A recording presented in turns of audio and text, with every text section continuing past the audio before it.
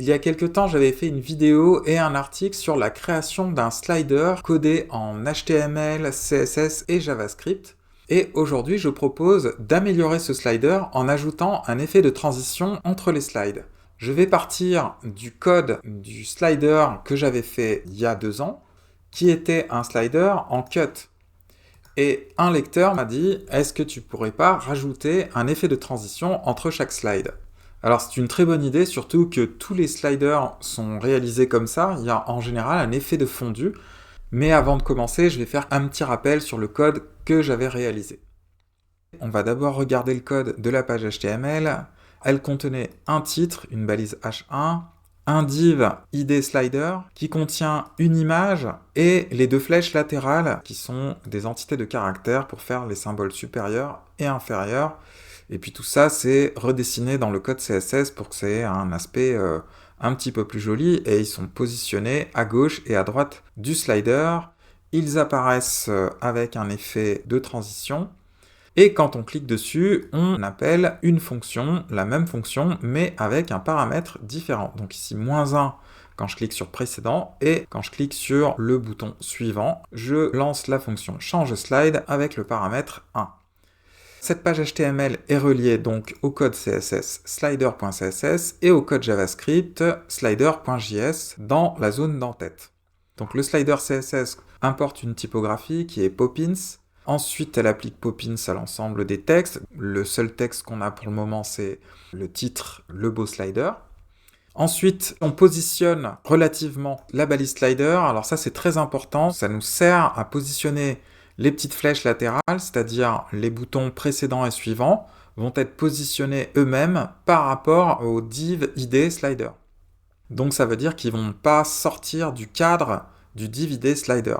Quand on utilise la propriété position, elle opère par rapport au premier bloc parent positionné. Donc ça, cette astuce nous permet de mettre les boutons précédents et suivants à l'intérieur du slider. On avait un fond noir et une couleur de premier plan blanche. Cursor pointer, ça veut dire qu'on a l'impression que ce sont des liens, qu'il y a une petite main quand on les survole. Au départ, ils sont transparents en opacité 0. Et au survol, ça se passe ici, opacity 1, et ça va se faire en un tiers de seconde. Donc ça, c'est pour le positionnement latéral des boutons. Et le positionnement vertical va se faire avec les flex et la propriété align items. En ce qui concerne le code JavaScript, on a ici la création d'un tableau, le tableau slide, qui va contenir toutes les images de notre slide. Alors les images de notre slide sont d'ailleurs à l'intérieur d'un sous-dossier slide, elles ont la même résolution, donc c'est du 1280 x 500. Elles sont au format WebP, qui est un format de très bonne qualité et assez léger, qui peu à peu remplace le JPG et le PNG. Je reviens au code CSS.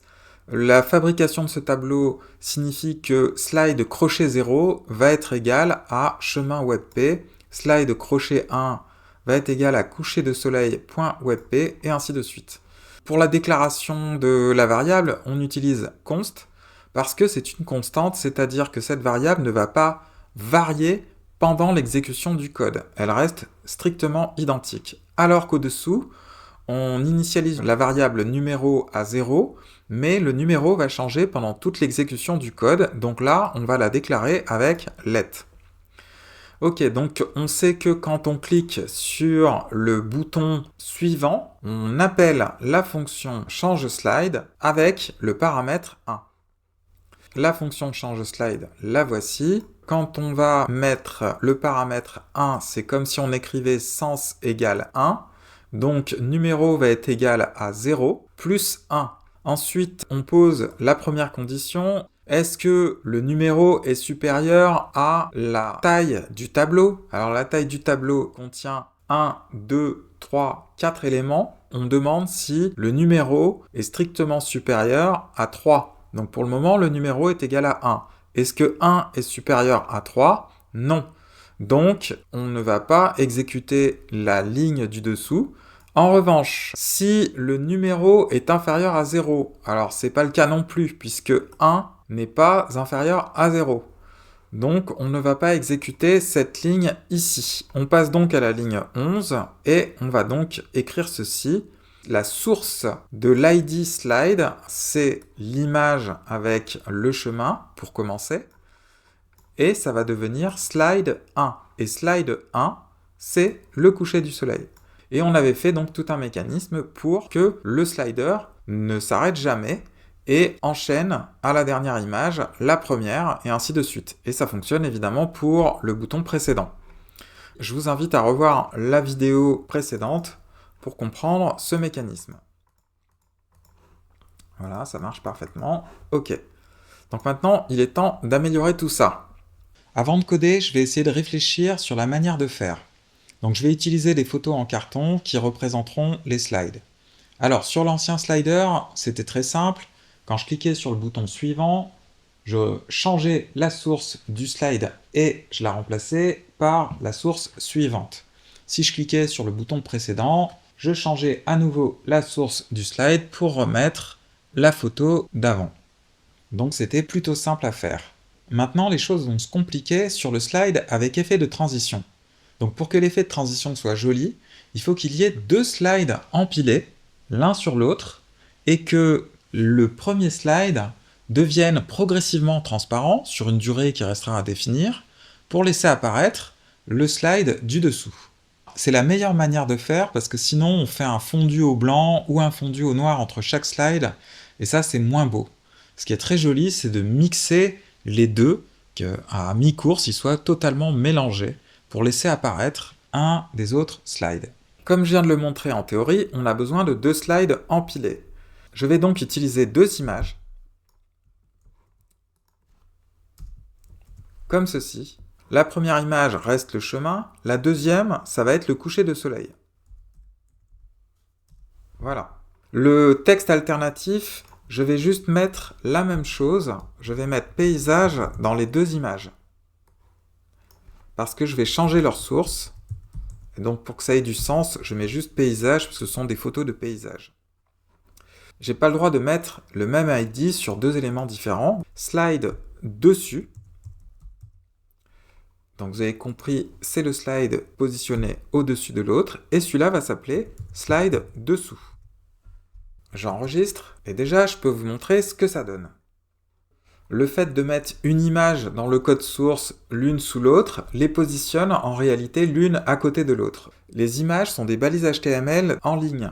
Donc ça me va pas puisque j'ai envie qu'il y en ait une qui soit positionnée au-dessus de l'autre. Alors, pour résoudre le problème, on va ici utiliser le code CSS.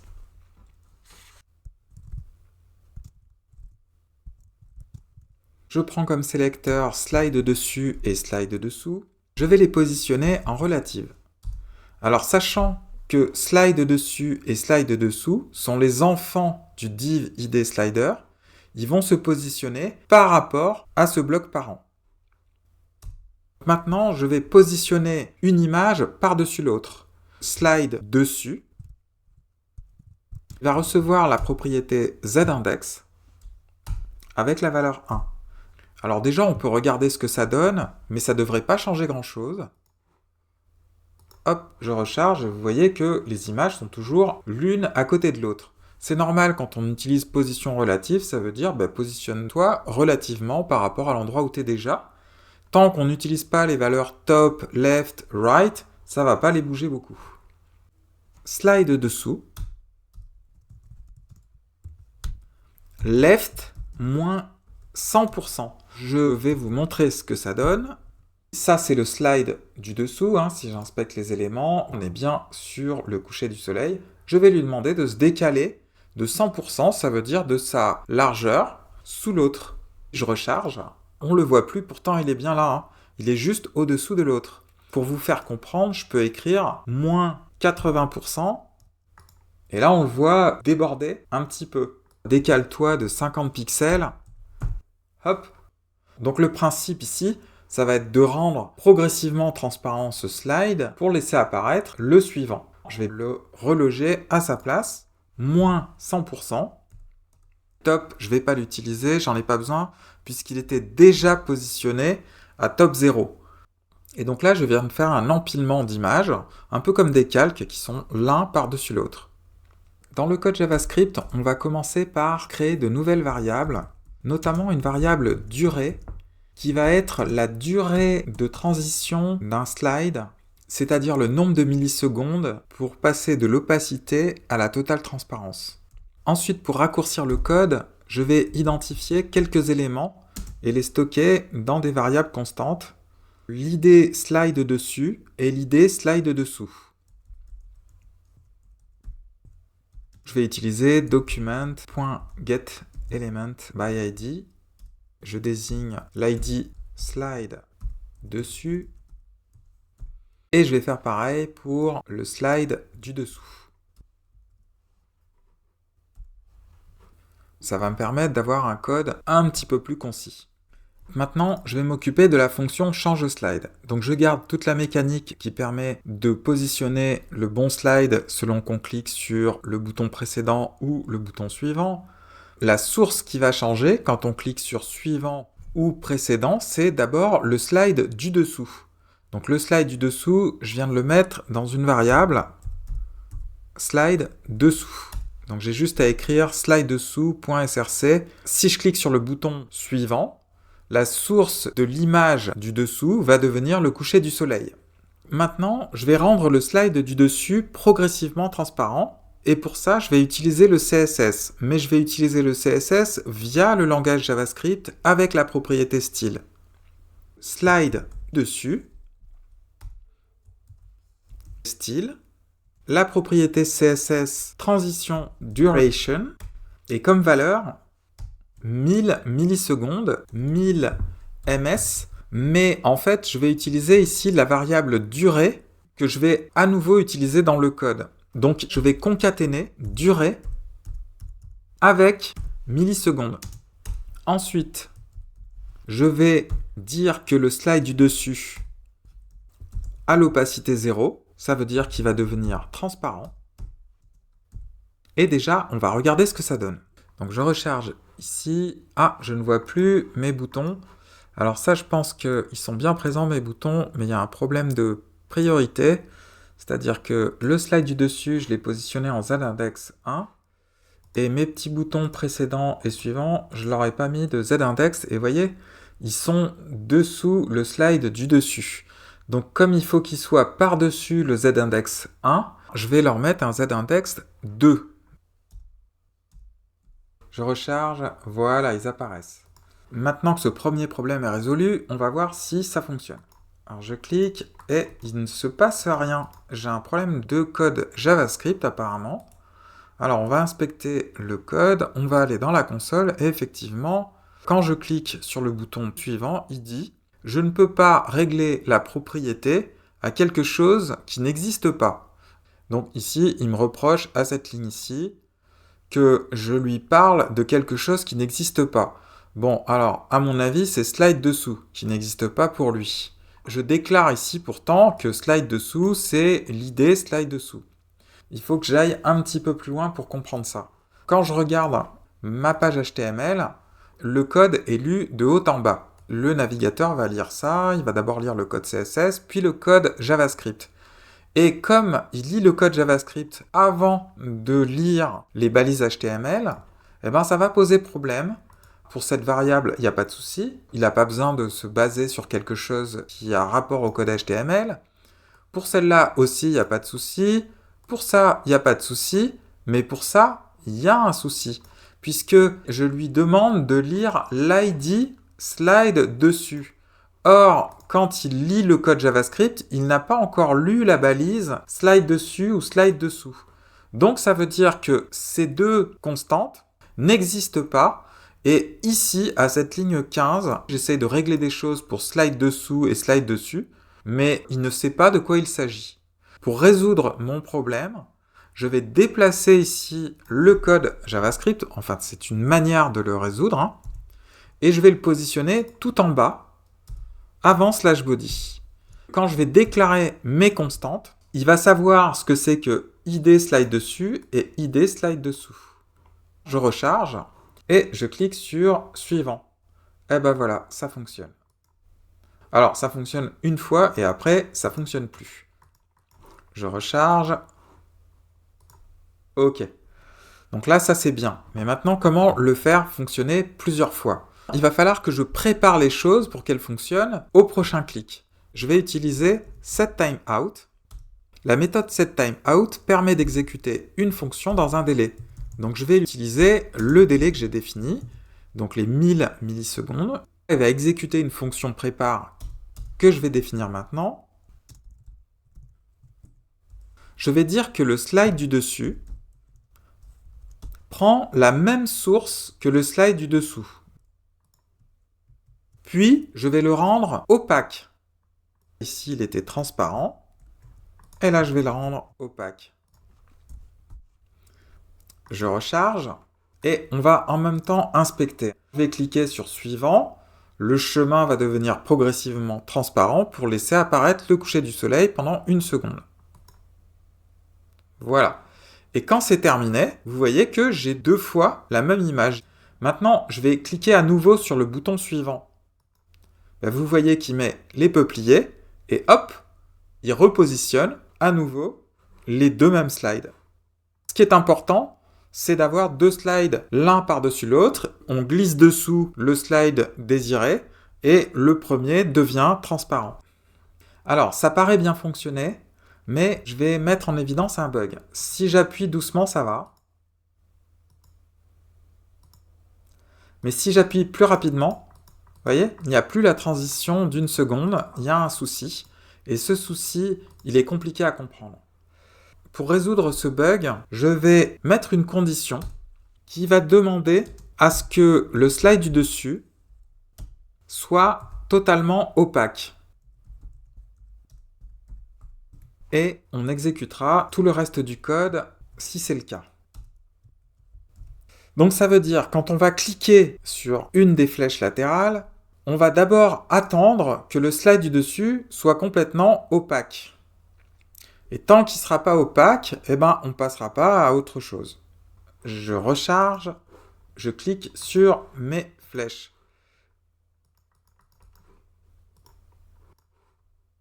Et vous voyez que ça ne fonctionne pas. Même si mon slide du dessus, pour le moment, vous voyez qu'il est opaque. Donc si je vais dans les propriétés calculées ici, et que je vais sur Opacity, il est pourtant réglé à 1.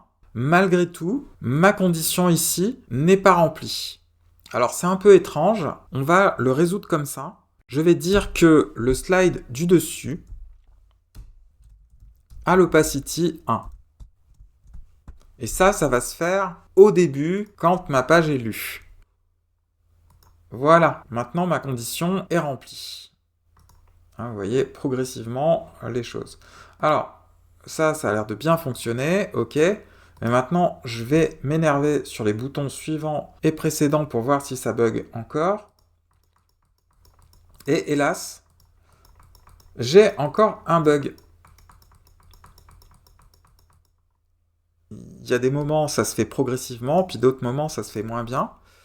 Pour corriger ce bug, la condition, c'est pas mal, mais il va falloir comprendre autre chose, c'est qu'en fait, tout se déroule sur 2 secondes et non pas 1 seconde.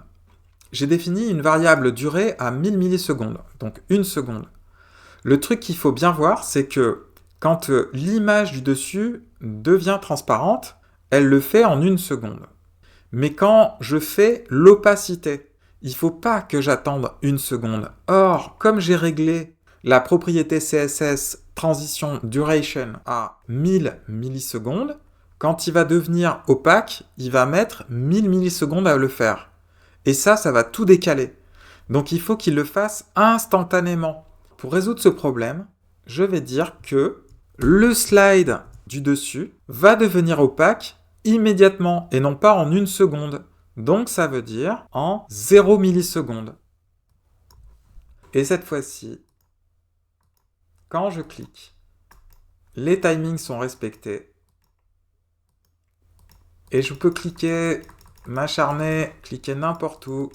Ça fonctionne très très bien. Voilà. Alors je peux vous dire, pour faire ce code, j'ai quand même un peu galéré à comprendre ça, que l'opacité devait être immédiatement mise à 1. Si tu fais pas attention à la durée de transition, eh bien, ça ne fonctionne pas. Le code est terminé, je vais juste ajouter la fonction diaporama. J'utilise cet intervalle avec la fonction change slide et le paramètre 1, et je vais exécuter cette fonction toutes les 4000 millisecondes.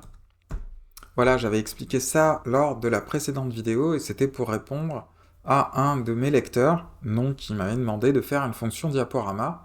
Et donc cette petite fonction permet d'exécuter toutes les 4 secondes la fonction change slide avec le paramètre 1, ce qui va faire un diaporama. Donc c'est un peu comme si un utilisateur cliquait sur le bouton suivant toutes les 4 secondes. Je recharge. Et voilà, toutes les 4 secondes, avec ce bel effet de transition, le slider défile. Donc ça, c'est la fonctionnalité diaporama. Et bien entendu, si je prends le contrôle en appuyant sur les boutons suivants, ça fonctionne très bien. Et il n'y a aucun bug parce que j'ai mis toutes les petites sécurités sur les timings. Donc c'est parfait. Voilà, j'en ai fini avec cette vidéo sur le slider JavaScript avec effet de transition. Donc j'ai bien apprécié vos commentaires et j'en ai tenu compte puisque l'un d'entre vous m'avait demandé cette fonction diaporama et aussi cette fonction avec effet de transition. Donc ça m'a permis d'améliorer le slider. Alors vous voyez que c'est pas simple quand même. Donc la bonne méthode dans tout ça, c'est d'abord d'élaborer une stratégie en me disant, bon, ce qu'il faut, c'est que quand on clique sur un des boutons, en fait, le slide qui va être le suivant, c'est le slide qui va être positionné au-dessous, et celui du dessus devient l'ancien et progressivement transparent. Donc c'est cette idée-là que j'ai appliquée, et c'est pas évident à réaliser en JavaScript, évidemment, mais en même temps, c'est pas un code JavaScript immense. Donc voilà pour cette vidéo, et je vous dis à la prochaine.